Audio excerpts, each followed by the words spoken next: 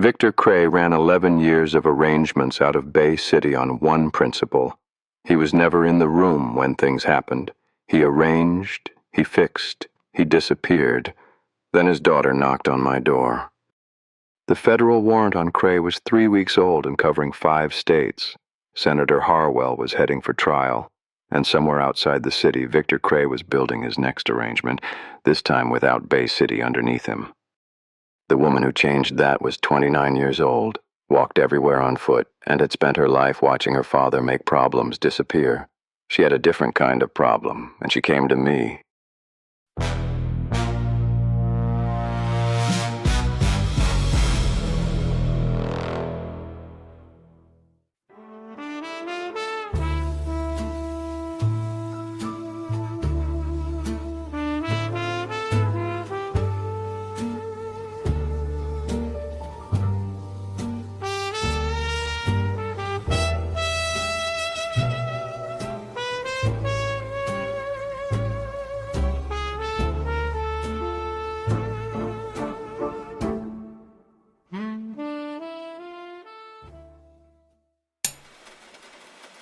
She'd called from a payphone on Kellerman Street at 7 in the morning, came in at 9. On foot, no cab, no one watching as far as she could tell. She sat across from my desk the way people sit when they've rehearsed it, and then she told me the truth anyway. I know what you're expecting, Mr. Malone. You think I'm here to buy your silence or ask you to stop looking for my father. Are you? No. I'm here because you are the only person in Bay City who knows my father's name and isn't either afraid of him or working for him. There's a federal agent named Carver who knows it. Agent Carver knows my father's file number. He doesn't know my father. And you do. I grew up watching him. I know how he thinks. I know what he kept and what he considered worth keeping. The registry. He called it that, yes. 11 years of clients, every name, every arrangement, every figure, what was asked for and what was delivered. My father was meticulous. How many names? I can't tell you exactly. I've never seen it, but he maintained it for 11 years, which means it accumulated. More than 24, I believe. Men in this city, and some beyond it. What kind of arrangements? The kind that don't have another solution. A contract awarded to the wrong firm. A charge made to disappear. A witness who decided not to appear. My father was very good at finding the cleanest resolution to an untidy situation.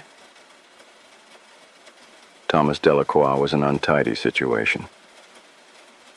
I know what happened to Thomas Delacroix. I know what my father's role was in it. That is part of why I'm here, Mr. Malone. Go on. The men whose names are in that registry, they paid my father for protection. As long as the registry exists, they are exposed. They know it exists. They know my father is gone. And they know that if that registry surfaces in the wrong hands, they are finished. So they want it destroyed. Before my father can use it as leverage, before the FBI finds it for evidence, before anyone else reads it, yes. And you want to find it first? I want to reach it before either of those things happens, yes. I looked at her. 29 years old, steady hands, direct eye contact. Victor Cray's daughter. She'd had a very particular education. Why come to me? If you know what the registry contains, find it yourself. Because I don't know exactly where it is. My father sent me a letter, postmarked from outside the state, before the warrant was issued.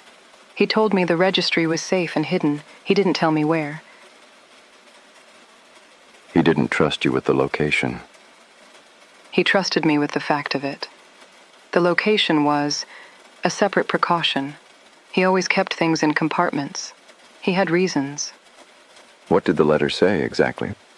That he had made arrangements for the registry to be retrievable, that he intended to be in contact when it was safe, that in the meantime I was not to speak to Agent Carver, to the press, or to anyone connected to the Harwell matter.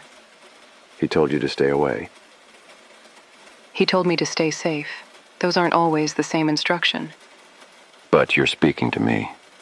You were not in my father's registry, Mr. Malone. You were the one who put him in a position where he had to run. There's a difference. She said it without accusation, just as a fact she'd decided to work with. The men who want it buried, you have names. Some. A sitting judge. I don't know his name. Only that he managed which cases came before him and how they were resolved. And a man my father called the shipping man. South Pier interests, freight contracts. He operated under several company names. Calloway. Is that his name? That's what I've heard. He's been operating out of the South Pier since the early 40s, connected to the Harbor Commission work that Thomas Delacroix was building a file on before he died. If his name is in my father's registry, it will tell you exactly what he paid to have arranged, the amount, the date, what outcome he received. That's the same file that got Thomas killed. I know that. You understand what you're asking me to walk into? Completely. That's why I'm asking you and not someone who doesn't. I looked at Agent Carver's card by the phone. 3 weeks since he'd left it. I hadn't called him. He hadn't called me. What do you want from the registry itself, if we find it? Whatever belongs to my father personally. Letters, private papers. Whatever he kept of himself separate from the business. The registry, the client records. I will make available to whoever it does the least damage to ignore. That's a complicated calculation. My father made complicated calculations for 11 years. I've been watching him make them my entire life. I know how they work. I haven't said yes. I know, but you haven't said no, and I've been sitting here for 40 minutes. I told her I needed to think. She gave me a number. A neighbor's telephone on her floor, not her own line. She was careful. Whatever else Victor Cray's daughter was, she was careful. She went out. I heard her steps on the stairs. The same stairs that Vera Delacroix had come up 8 months ago with a photograph and a question she couldn't stop asking. I sat for a while and thought about how Bay City has a way of returning things.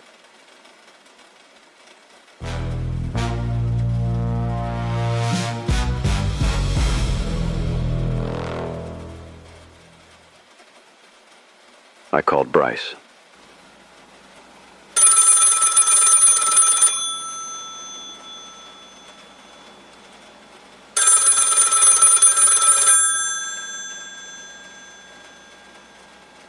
I heard she came to see you.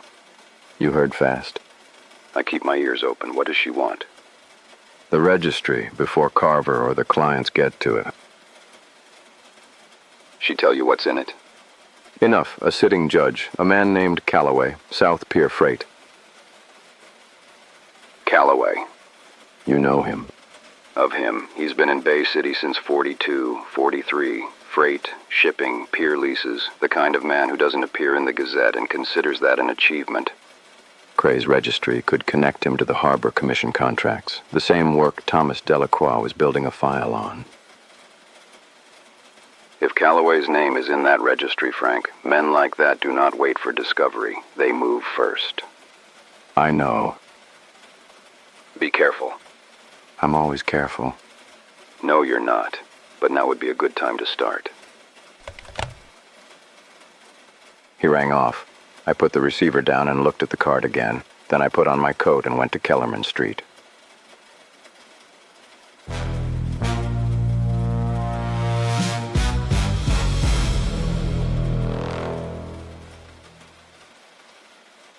I walked past the building twice. On the second pass, I noticed the car. Dark blue Bay City plates, a federal parking permit on the dash, a man in a dark suit sitting behind the wheel reading nothing. Agent Carver saw me see him. He got out of the car. Mr. Malone. Agent Carver. Coincidence? Not especially. What brings you to Kellerman Street? A walk. Miss Cray is a person of interest in an active federal investigation. Anyone who obstructs that investigation faces serious consequences. I'm standing on a public street. You were in your office with Miss Cray for 40 minutes this morning. I know because I know she came to you first. You were watching my office. We have been watching Miss Cray since the warrant on her father was issued. Wherever she goes, we go. Then you know she hasn't led you anywhere useful. Not yet. You've had 3 weeks, Agent Carver. Victor Cray is in 5 states, and none of them. What you have is a parking permit and a card on someone's desk. He had the kind of face that shows exactly what it's thinking while trying very hard not to. Stay out of this. If Eleanor Cray leads us to the registry, that is a federal matter. The registry is evidence in an ongoing investigation and will be handled accordingly. It's also a private document belonging to a private citizen who has not been charged with anything. That private citizen is the daughter of a man wanted by federal authorities. The line between them is thinner than she would like. Good morning, Agent Carver. I went inside, rode the elevator to the 3rd floor, knocked. No answer. Expected. Eleanor wouldn't be home in the middle of the day. I was there to see the building, the floor plan, the exits, the kind of things you note when you're thinking about what comes next.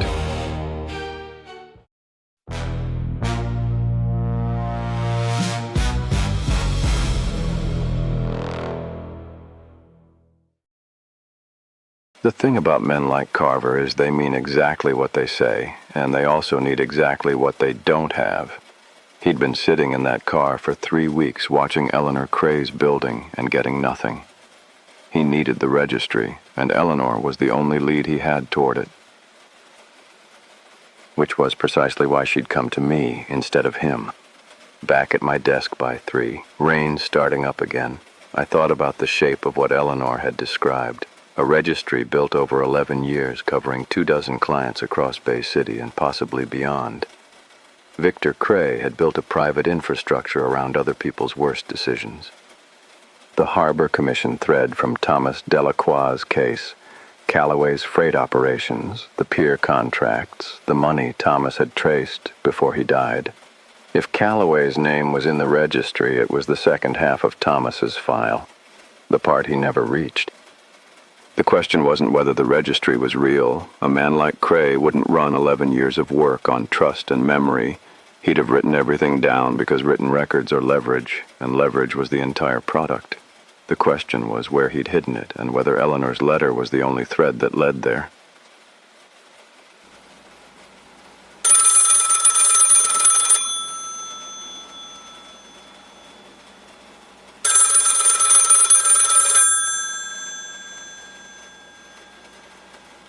Frank, I've got the afternoon edition. The Harwell trial date's been set, 3rd week of September. What else? The judge assigned is a man named Aldermaine, Senior Circuit, Bay City Bench. The Gazette is calling it a strong appointment. Independent, no obvious affiliations. Aldermaine. You know him? No, but I will. I wrote the name down. Aldermaine. Eleanor had said there was a sitting judge in the registry, a man who had been careful about which cases came before him. The Harwell trial had just been assigned to a senior circuit judge the Gazette was calling independent. I could be wrong about this. I hoped I was.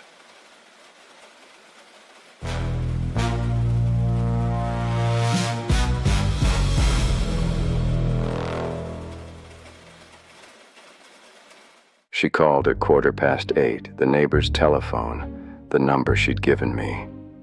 Her voice was steady but close to the edge of it. Someone has been in my apartment. Are you safe? Yes.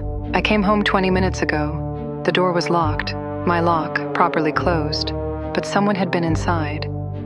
I'm coming. She lived on the 3rd floor of a building on Alderton Lane. A quiet block, old money converted to rented rooms. I was there in 12 minutes. The apartment was tidy, not staged, just careful, the way a person lives when tidiness is a habit of mind, which made the signs harder to miss.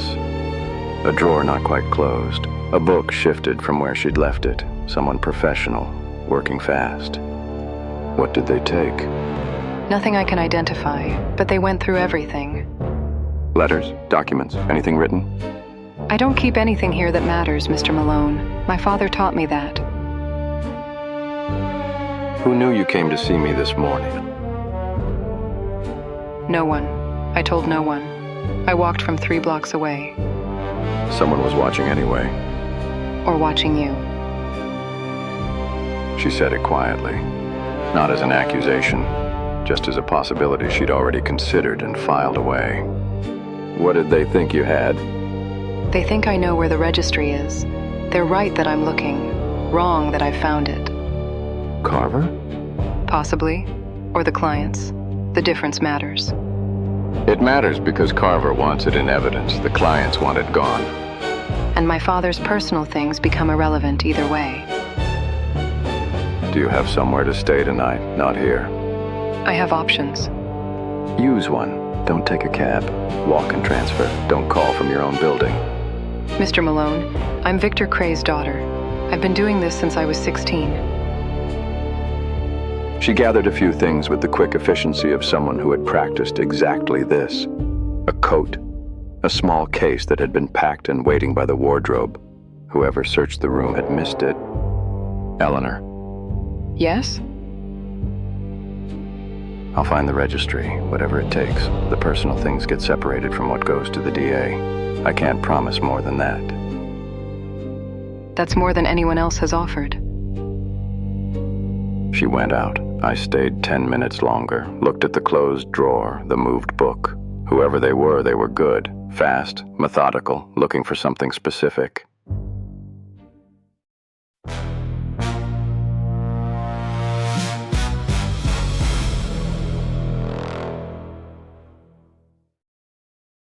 Someone had known she was moving toward the registry before she'd been in the city a full day. That meant this wasn't opportunistic. It was organized. And it had started before Eleanor walked into my office, which meant someone had been watching this situation longer than I had. Back at my desk by 11, rain on the glass, clock on the wall. I'd had worse Tuesday evenings. The shape of it was this. Victor Cray had kept 11 years of Bay City's most expensive secrets in a private registry. He was gone, and at least two parties wanted what he'd left behind. The FBI wanted it for evidence. The clients wanted it destroyed, and Eleanor Cray wanted the pieces of her father that weren't part of either category. I'd spent 3 months on the Harwell thread, one senator, one operation, one fixer. This was the whole 11 years. Harwell had been one client. The registry had 24, and one of them had just been assigned to sit as judge on Harwell's trial. I didn't know yet how long the cloth was. I was going to find out. The Midnight Files will continue next week, same time, same station. I looked at Agent Carver's card by the telephone. 3 weeks since he'd left it. Tonight I had Eleanor Cray's neighbor's number on a piece of paper beside it. 2 pieces of paper, 2 different problems, 1 registry. Bay City, 1947, always something left in the file.